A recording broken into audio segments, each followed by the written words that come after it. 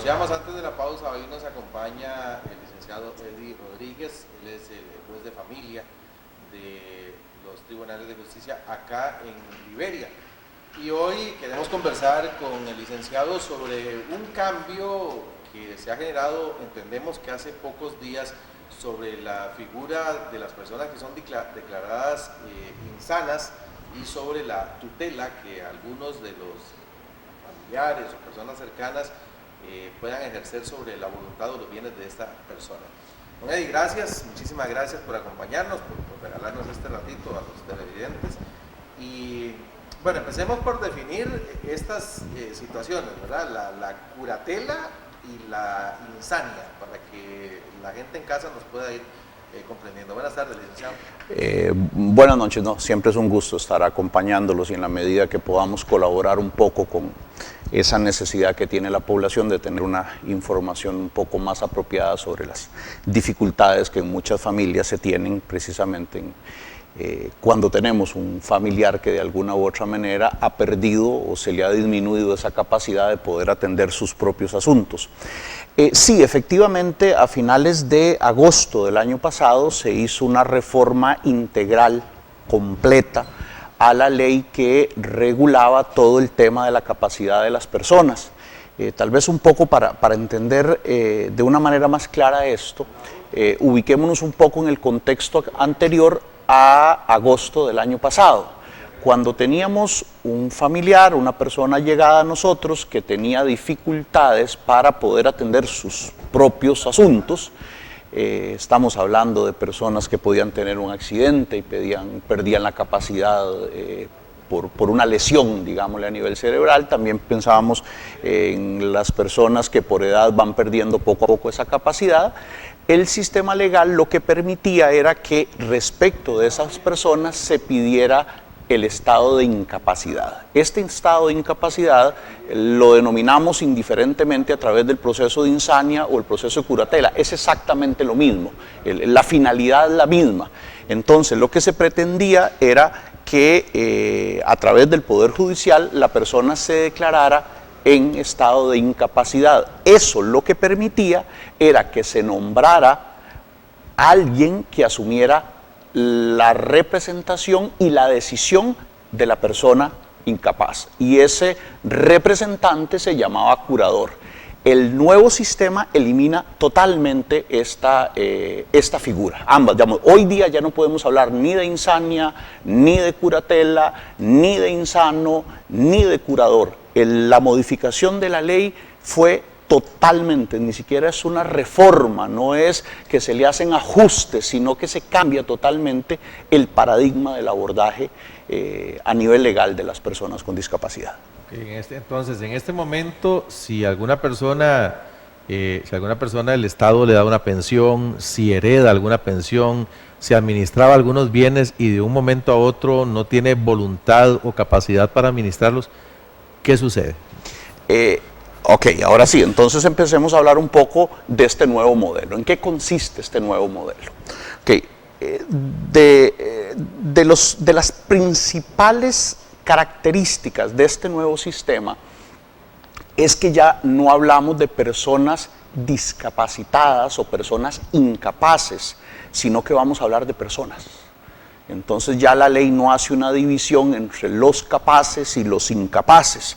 Ahora todos son considerados legalmente como personas. Entonces, ¿qué es lo que pasa? Cuando alguien tiene alguna discapacidad que le impide precisamente, en las mismas circunstancias de los problemas que anunciamos anteriormente, igualmente existe un proceso, igualmente hay que hacer la solicitud al juzgado de familia de la localidad donde viva la persona con discapacidad, y precisamente el sistema legal lo que va es a revisar tres cosas esencialmente. Va a revisar qué capacidades mantiene la persona y en qué áreas necesita apoyo. Entonces, les decía, el sistema legal tiene que analizar en qué áreas la persona todavía mantiene su capacidad de tomar decisiones por sí mismo y en qué áreas necesita apoyo. Entonces, la decisión del sistema judicial insisto, ya no va a ser anularlo como persona para que otro se encargue de todo, sino que el sistema judicial lo que va a decir es, esta persona mantiene la capacidad para tomar sus decisiones en estos y en estos temas. En estos otros, y ahí en donde empiezan a aparecer otras figuras. Entonces, si esa persona con discapacidad lo que necesitaba era que alguien le administrara los bienes, entonces el sistema legal le va a nombrar un administrador para sus bienes. Si esa persona con discapacidad lo que necesitaba era apoyo, ¿a qué me refiero con apoyo? Es una persona que tiene un problema físico, que ya está muy viejito, muy viejita, tiene su pensión, pero resulta que no puede ir al supermercado, no puede ir a pagar sus servicios, entonces a esa persona lo que se le va a nombrar es a alguien que se encargue de apoyarlo en esos temas. Es decir, puede ser una persona que va a llegar 2 o 3 veces a la semana, revisar qué le hace falta en la despensa, va, se lo compra y se lo trae, porque eso es lo que necesita esa persona con discapacidad. Y eventualmente en aquellos casos extremos donde efectivamente no haya ninguna capacidad, entonces ahí se le puede nombrar un tercero, que puede ser un familiar o no, que se va a encargar más o menos de lo mismo que se encargaba aquel curador anterior, es decir, sustituirlo en un todo. Tal vez entonces la diferencia fundamental entre los dos modelos es que ahora se van a reconocer y proteger las capacidades que esa persona todavía conserve. Cuando antes de agosto, cuando los tribunales, el juzgado consideraba que los bienes a administrar podrían ser una tentación para que el curador antes, administrador ahora, pudiera dar mal uso, la Corte podía poner ciertos requisitos, restricciones, incluso administrar parte de esa pensión, darle en tractos, indicar en qué se podía gastar y en qué no. ¿Eso existe todavía con la nueva ley? Tal vez una aclaración con el sistema anterior. El curador, la figura del curador, administrando bienes, no tenía la posibilidad de venderlos. Para poder vender un bien de un insano, necesitaba que el juez lo autorizara. Y el juez no solo lo podía autorizar, sino que le daba seguimiento al destino de los fondos. Y de una o de otra manera, siempre la persona que ejercía el cargo de curador tenía la obligación de estar entregando informes con la frecuencia que el juez se los pidiera. Con este nuevo sistema estamos hablando que si se trataba de nombrarle apoyo para estas labores cotidianas que no podía hacer, ese no toca dinero. Si le nombramos una persona que lo sustituye en ciertas decisiones, pero la persona con discapacidad no tiene recursos, entonces igual no va a tocar dinero. Entonces, la obligación o la posibilidad de darle un seguimiento y un control al uso de los dineros sigue existiendo en la medida en que lo que le hayamos designado a la persona sea un administrador de bienes. Digámosle que en eso no cambiaría. Si cualquiera de las personas que nos está viendo, nosotros mismos, lamentablemente, dentro de su familia, alguna persona ya por edad, por enfermedad o por accidente sufriera algún grado de discapacidad, para solicitar esta nueva figura de administrador, necesito contratar un abogado, el juzgado de familia hace el estudio, los dictámenes son forenses a través de la Corte. ¿Cuál es el proceso para solicitar ser el administrador o que la persona con alguna discapacidad solicite que le administren algunos de sus bienes o algunas de sus decisiones? Estás planteando dos temas bien interesantes. Uno es cuál es la forma de entrar, es decir, cuál es la forma de solicitarlo. Básicamente aquí la ley sí exige que el trámite se haga con un abogado en la medida que sea un tercero el que lo solicite. Sin embargo, y esto es una novedad muy interesante del sistema, la propia persona con discapacidad puede pedirlo para sí. Y eso es interesante porque entonces estamos hablando de alguien que empieza a ser consciente de que hay algunas áreas en su vida en las que puede ser vulnerable. Entonces la misma persona se puede acercar al juzgado para que se le abra un proceso para protegerle determinados aspectos de su vida. Esto es novedoso, esto no lo tenía la ley anterior. Luego, el hecho de que se pida necesariamente el trabajo de un abogado va en doble vía. Por un lado es garantizarle que la persona que va a hacer la solicitud tenga la asesoría legal necesaria. Porque lo que pasa es que si la persona no conoce bien la ley, de pronto puede hacer una solicitud y puede dejar por fuera temas importantes. Entonces, de pronto, cuando pensamos en que es obligatorio contratar un abogado, podemos pensar que es un problema, pero no vemos el otro lado de la moneda, que es precisamente esa garantía. Para efectos de nuestra provincia, o al menos de la zona que debe asumir el Juzgado de Familia de Liberia, aquí tenemos la ventaja de contar con dos instituciones que no tienen relación o dependencia con el Poder Judicial, que dan asesoría legal gratuita en este tipo de casos para personas de escasos recursos. Aquí en eso tenemos que ser muy claros, ¿verdad? Es para el que no puede pagar un abogado, no para el que no quiere.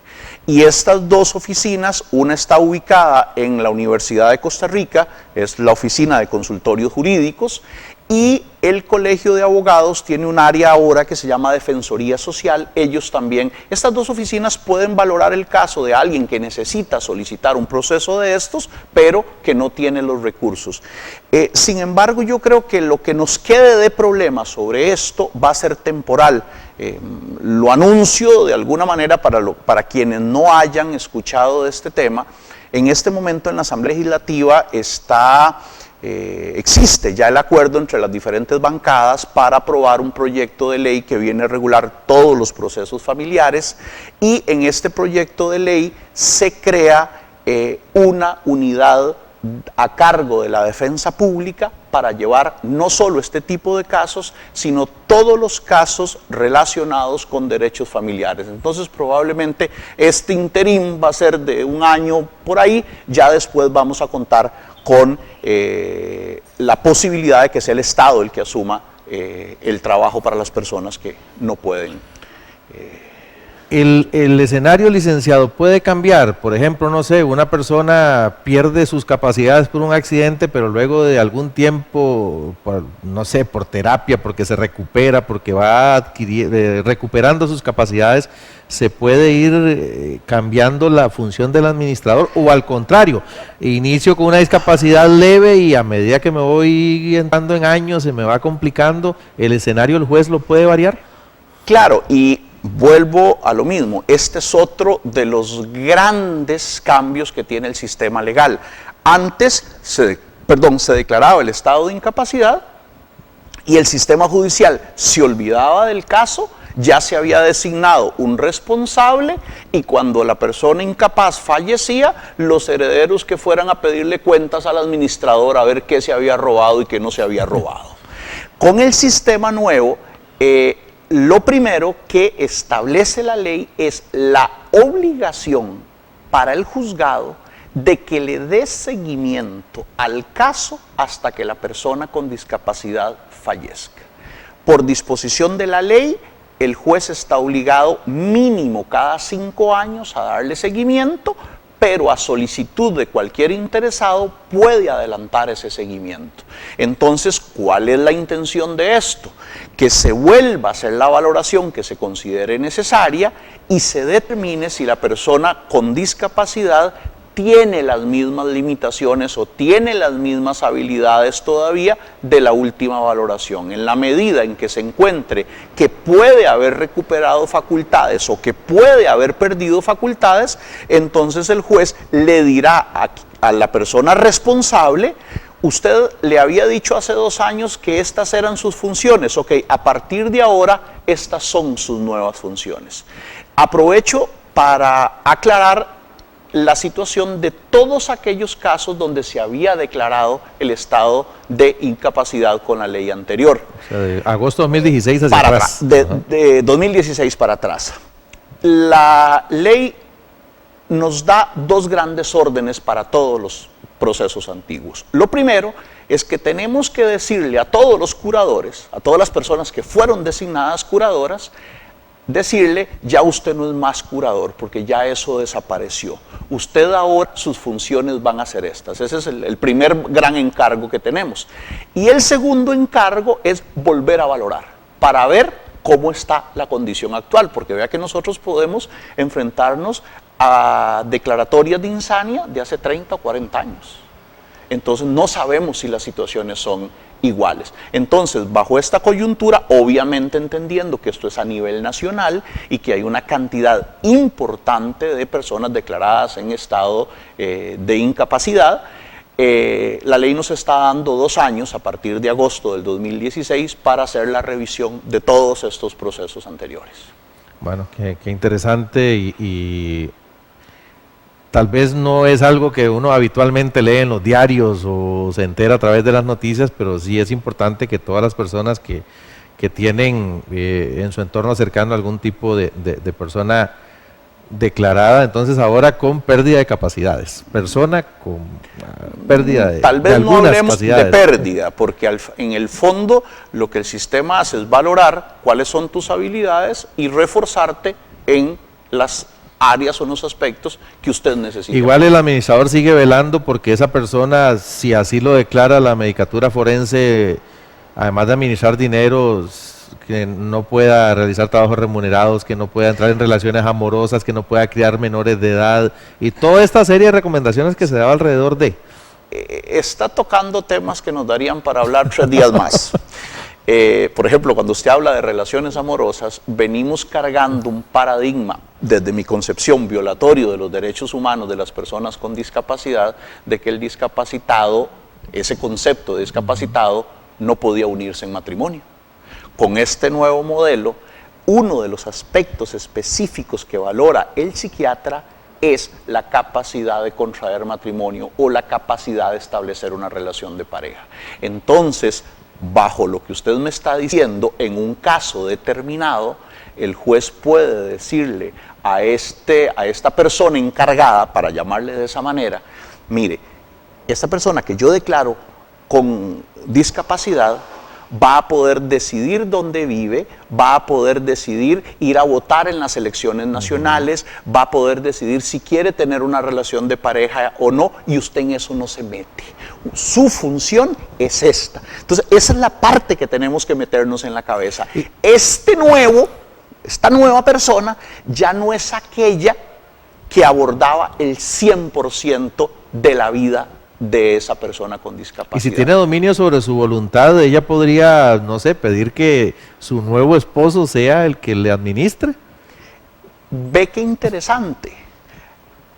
Con la ley anterior, técnicamente la prioridad la tenía el que había solicitado la declaratoria de insania. Ese interesado que fue el que fue al sistema judicial a decirle, mire, tengo un abuelo, tengo una tía que está en estas condiciones, permítame a mí hacerme cargo.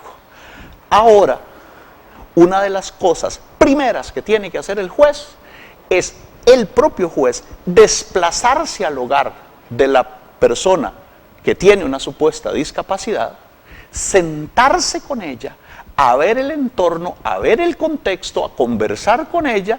Yo no quiero perder mucho tiempo hablando de mis experiencias personales, pero la semana pasada fui a hacer 2 visitas.